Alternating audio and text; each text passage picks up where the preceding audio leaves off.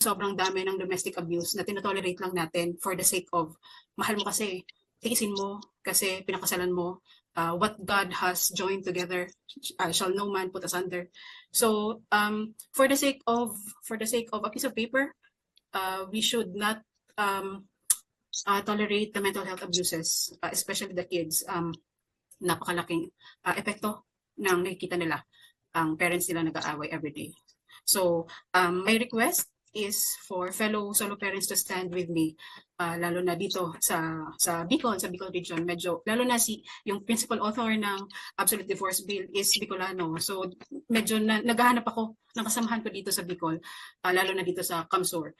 Sana stand with me, stand by me, and sana dumami pa tayo.